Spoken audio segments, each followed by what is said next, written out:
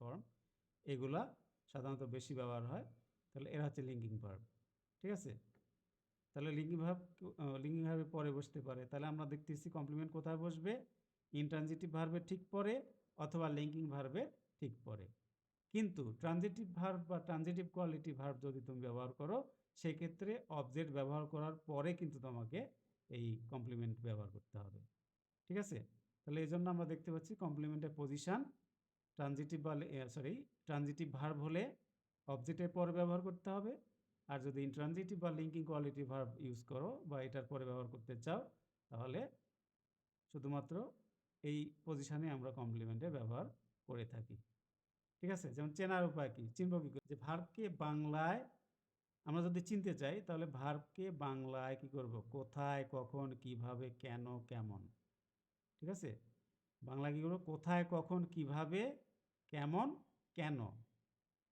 এই যে এই কটা বাংলা প্রশ্নবোধক যে সর্বনাম রয়েছে, ঠিক আছে, এগুলোতে আমরা প্রশ্ন করব। আর ইংরেজির ক্ষেত্রে ওয়েন, ওয়্যার, হাউ, ওয়াই। ঠিক আছে, ওয়েন, ওয়্যার, হাউ, ওয়াই। তাহলে এই ডাব্লিউএস ওয়ার্ডগুলো দ্বারা প্রশ্ন করলে যদি উত্তরে আমরা যেটাকে পাবো সেটাই হচ্ছে কমপ্লিমেন্ট।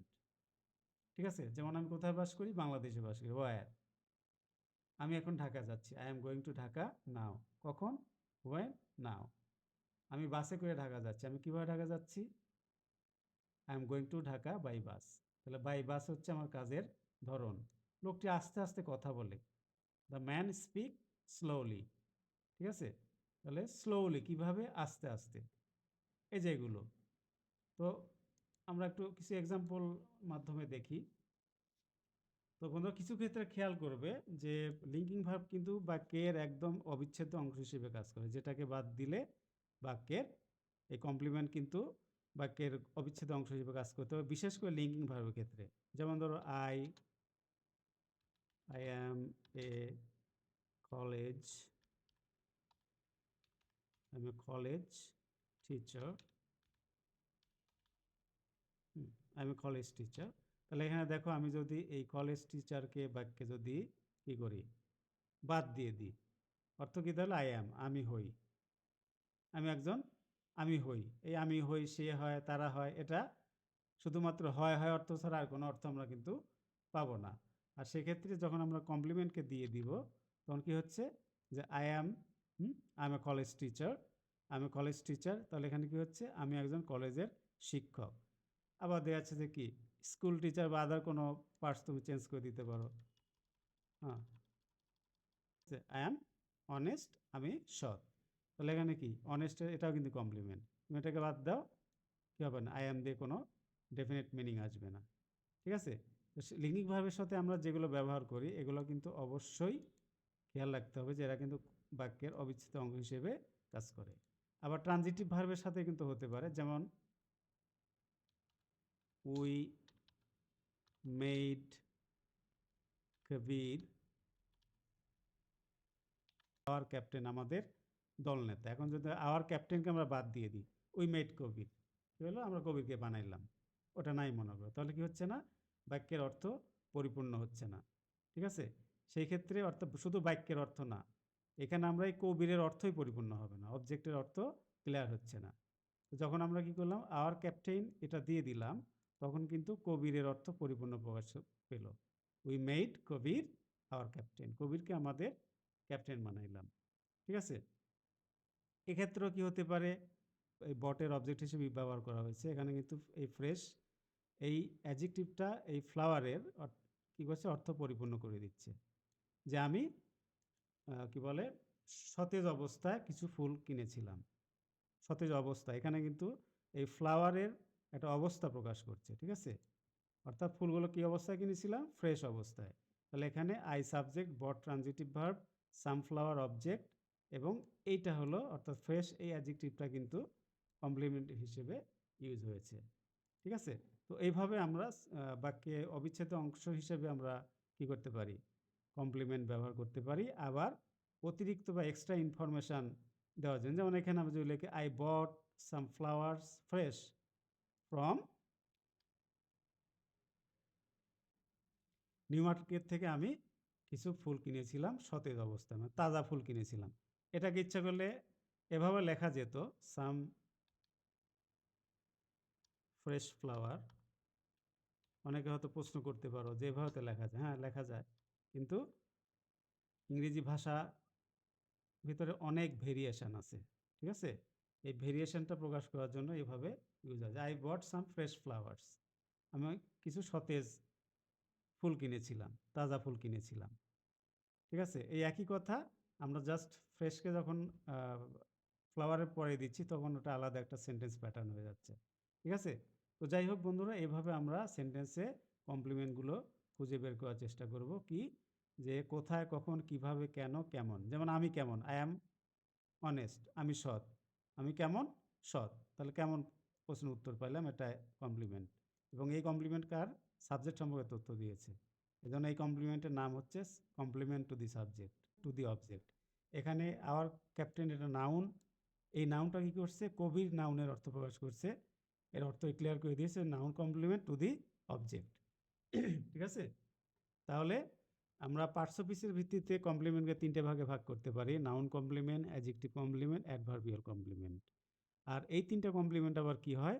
সাবজেক্ট সম্পর্কেও তথ্য দিতে পারে, অবজেক্ট সম্পর্কেও দিতে পারে।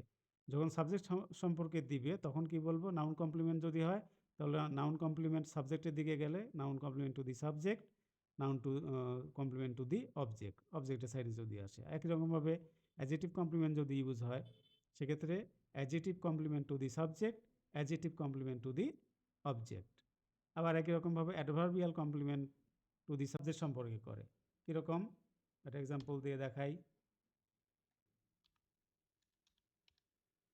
কিচেন না, মা এখন রান্নাঘরে আছেন, ঠিক আছে? তাহলে অ্যাট দ্য কিচেন, এটা কিন্তু দেখো একটা স্থানকে নির্দেশ করছে। মা রান্নাঘরে আছেন, মা কোথায় আছেন? রান্নাঘরে। তাহলে এই অ্যাট দ্য কিচেনকে যদি আমি বাদ দিয়ে দিই তাহলে কিন্তু মাই মাদার ইজ, এর কোনো অর্থ পরিপূর্ণ হলো না, ঠিক আছে? তাহলে এখানে দেখতে পাচ্ছি যে অ্যাডভার্বিয়াল কমপ্লিমেন্টটা কী হয়? টু দি সাবজেক্ট যখন হয় তখন এটা কম্পালসারি হিসেবে ব্যবহার হয়, ঠিক আছে? কিন্তু ওই যে ফ্রম দ্য নিউ মার্কেট, এটা কিন্তু কী হয়েছে? এমনি নর্মালি বাক্যের সাথে অতিরিক্ত তথ্য দেওয়ার জন্য ব্যবহার করা হয়েছে। এখানে না সাবজেক্টকে রিফার করছে না অবজেক্টকে রিফার করছে, ঠিক আছে? জাস্ট একটা এক্সট্রা ইনফরমেশন বাক্যে দিয়েছে।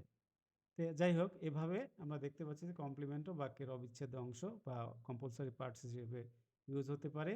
আবার এক্সট্রা ইনফর্মার, অতিরিক্ত তথ্য দেওয়ার ক্ষেত্রেও কি হতে পারে? এজন্য বলছি এক্সট্রা ইনফর্মার, অর্থাৎ অতিরিক্ত তথ্যদাতা। আচ্ছা, এখানে অবজেক্টের ক্লাসিফিকেশনটা নিয়ে একটু কথা বলা দরকার। তো বন্ধুরা, অবজেক্টের ক্লাসিফিকেশন, অবজেক্টকে আমরা দুটো ভাগে ভাগ করতে পারি। একটা হচ্ছে ডাইরেক্ট অবজেক্ট আর একটা হলো ইনডাইরেক্ট অবজেক্ট, ঠিক আছে? এই দুটো অবজেক্ট আমরা সেন্টেন্সে ইউজ করে থাকি।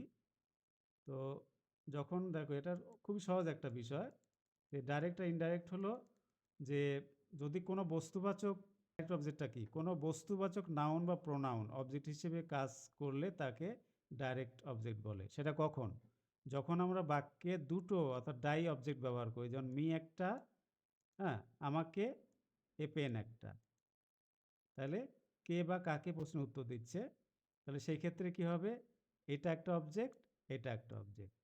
তাহলে এখানে ডবল অবজেক্ট ইউজ। এখানে ডাইরেক্ট অবজেক্ট আমরা বলবো কাকে? এ পেনকে আমরা ডাইরেক্ট অবজেক্ট বলবো, কারণ এটা বস্তুবাচক।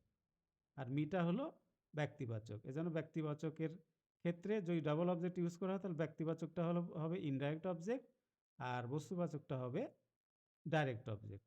কিন্তু যদি সিঙ্গেল অবজেক্ট ব্যবহার করা হয়, বাক্যে ওই একটা অবজেক্ট ছাড়া আর কোনো অবজেক্ট নাই, সেটা হোক ব্যক্তিবাচক অথবা বস্তুবাচক, তখন সেটাকে ডাইরেক্ট অবজেক্টই বলতে হবে, ঠিক আছে বন্ধুরা? ওকে, তাহলে এরপর চলে যাই হলো আমরা কমপ্লিমেন্টের প্রকারভেদ। কমপ্লিমেন্টকে আমরা দেখো 3টে ভাগে ভাগ করতে পারি: noun complement, adjective complement, adverbial complement. একটু আগে আমি এই বিষয়গুলো আলোচনা হিসেবে যখন, অর্থাৎ কোনো নাউন বা নাউন ফ্রেজ যখন কমপ্লিমেন্ট হিসেবে বাক্যে ব্যবহার বা কমপ্লিমেন্টের কাজ করে তখন নাউন কমপ্লিমেন্ট বলে। এখন এই কমপ্লিমেন্ট যদি কি হয়? সাবজেক্ট সম্পর্কে তথ্য দেয় তাহলে noun complement to the subject, আর যদি অবজেক্ট সম্পর্কে তথ্য দেয় বা অবজেক্টের অর্থ পরিপূর্ণ করে তাহলে noun complement to the object বলবো। একই রকমভাবে পরবর্তীটা দেখো বন্ধুরা, অ্যাডজেক্টিভ কমপ্লিমেন্ট। যেন কোনো অ্যাডজেক্টিভ যখন কমপ্লিমেন্টের কাজ করে তখন তাকে অ্যাডজেক্টিভ কমপ্লিমেন্ট বলে। যেমন কি দ্য গার্ডেন ইজ বিউটিফুল, বাগানটি সুন্দর। ঠিক আছে, তাহলে এটা কি একটা অ্যাডজেক্টিভ, এবং এই অ্যাডজেক্টিভ বিউটিফুলকে যদি আমরা বাদ দিই তাহলে দ্য গার্ডেনের কোনো অর্থ থাকে না। তার মানে বোঝাচ্ছে কি, যে এই দ্য গার্ডেনের অর্থ পূর্ণ করেছে হলো এই বিউটিফুল কমপ্লিমেন্ট। ঠিক আছে, এই অ্যাডজেক্টিভটা, এবং যেহেতু সাবজেক্টের অর্থ পূর্ণ করছে এজন্য অ্যাডজেক্টিভ কমপ্লিমেন্ট টু দি কি, টু দি সাবজেক্ট। আর যদি এটা কি করতো, কোনো অবজেক্টের অর্থ পূর্ণ করতো, তাহলে আমরা বলতাম যে adjective complement to the object.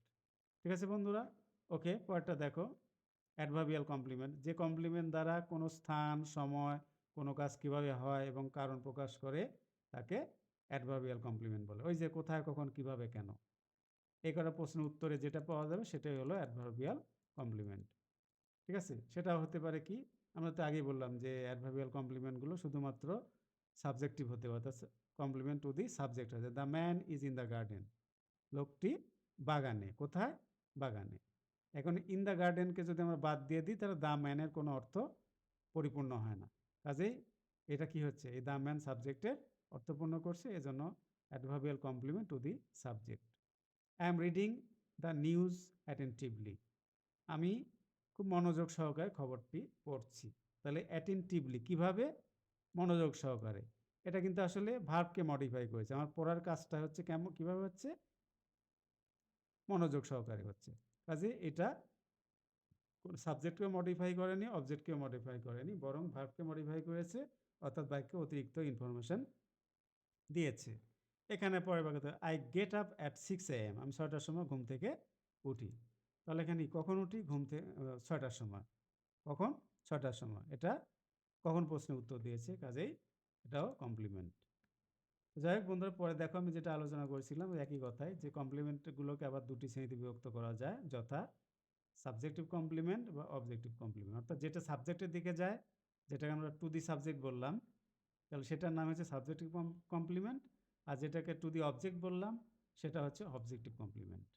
ঠিক আছে বন্ধুরা, তাহলে এটা নিয়ে এত ডিটেলস কথা বলার প্রয়োজন নাই, তোমরা এমনি আশা করি বুঝে ফেলছো।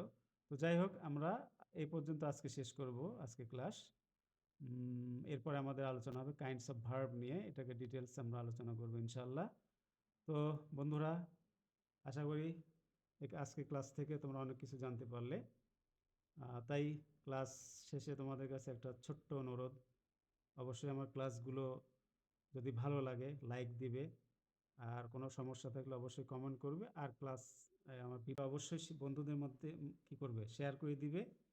তাহলে এটা আমার চ্যানেলের জন্যও ভালো, আর পাশাপাশি তোমার বন্ধুবান্ধবরা অনেক কিছু শিখতে পারবে। আর যারা নতুন আসছো তারা অবশ্যই চ্যানেলটা সাবস্ক্রাইব করে দাও এখনই। আর যারা আগেই সাবস্ক্রাইব করে রেখেছো তাদেরকে আমি অনেক অনেক ধন্যবাদ জানাচ্ছি। তো বন্ধুরা, আমরা ইংরেজির বিভিন্ন কোর্স আমাদের অনলাইনে করাচ্ছি। আমাদের কাছে অনলাইন কোর্স করতে চাও, ইংরেজির বিভিন্ন কোর্সগুলো রয়েছে, যেমন spoken English, IELTS, English language এবং লিটারেচার। যারা হয়তো ইংলিশে অনার্স করছো, তোমাদের কোর্স আমরা ইনশাল্লাহ করাতে পারবো বা করাবো, যদি তোমরা যোগাযোগ করো। সেই সাথে ফোনেটিক্স অর্থাৎ উচ্চারণ বিজ্ঞানের উপরেও আমাদের কোর্স রয়েছে। আর ছোট ছোট বাচ্চারা আমাদের ক্লাস 1 থেকে আমরা আমাদের ব্যাচ রয়েছে। তো যেসব অভিভাবকগণ আপনার বাচ্চাদেরকে ছোট থেকে ইংরেজিতে দক্ষ করে গড়ে তুলতে চান, ইচ্ছা করলে আমাদের কোর্সগুলো করাতে পারেন। আর আমরা এবছর অনলাইন স্কুল চালু করতে যাচ্ছি। তো যদি আমরা প্রথম বছর শুধুমাত্র নার্সারি 1, নার্সারি 2 এবং ক্লাস 1, এই 3টা ব্যাচ আমরা শুরু করব। আর এই কোর্সগুলোতে বা এই আমাদের স্কুলে যেসব স্টুডেন্ট আমরা পড়াবো, যাদেরকে নেব, তাদের মূল বেসিক ফান্ডামেন্টাল যে নলেজগুলো দরকার, যেমন ইংরেজি আমরা কী করি, আমাদের দেশে ইংরেজি শেখানো হয় ইংরেজি অক্ষর চিনিয়ে, ABCD, EFGHIJKLM এভাবে। আসলে তো ইংরেজি ভাষা শেখা ভুল ভুল হতে বর্তমানে আমরা যেটা দেখতে পাচ্ছি যে ফোনিক্স পদ্ধতিতে শেখাতে হবে। অর্থাৎ বাচ্চাকে আগে আপনি উচ্চারণ শেখান, ও যখন সঠিক উচ্চারণটা শিখে যাবে অক্ষরও অটোমেটিক চিনে ফেলবে। ঠিক আছে, আগে উচ্চারণ শেখান। এ ফর অ্যাপল, এ, এ, এবার এই যে সাউন্ডগুলো ই, এ, এরকম এই সাউন্ডগুলো শেখান। তো যাই হোক, এই সাউন্ডগুলোর মাধ্যমে আমরা ফোনিক্স পদ্ধতিতে ইংরেজি শেখাবো। আপনি যদি মনে করেন যে আপনার সন্তানকে আমাদের কাছে কোর্স করাবেন, তাহলে অনলাইনে আমাদের কোর্স করার সুযোগ আছে। সরাসরি ক্লাস লাইভ এর মাধ্যমে করানো হয়। সাথে সাথে ভিডিও ক্লাসগুলো আমরা সাপ্লাই করে থাকি, সরবরাহ করে থাকি। ইংরেজি পাশাপাশি বাংলা এবং গণিতের, গণিত এগুলো সবই ইংলিশ মিডিয়ামে হবে, এবং আরবি, হুম, আরবি শেখা এটা আমাদের কোর্সে অন্তর্ভুক্ত রয়েছে। তো যদি আপনার বাচ্চাকে ছোট থেকেই আরবি শিখুক এটা চান, তাহলে আমাদের অনলাইন স্কুলে ভর্তি করাতে পারেন। তো বিস্তারিত তথ্য জানতে চাইলে আমাদের হটলাইন নাম্বার 01713761567, এই নাম্বারে যোগাযোগ করবেন। আমাদের হটলাইন নাম্বার ডেসক্রিপশন বক্সেও দেওয়া থাকবে। ইচ্ছা করলে আপনারা আমাদের এই ক্লাস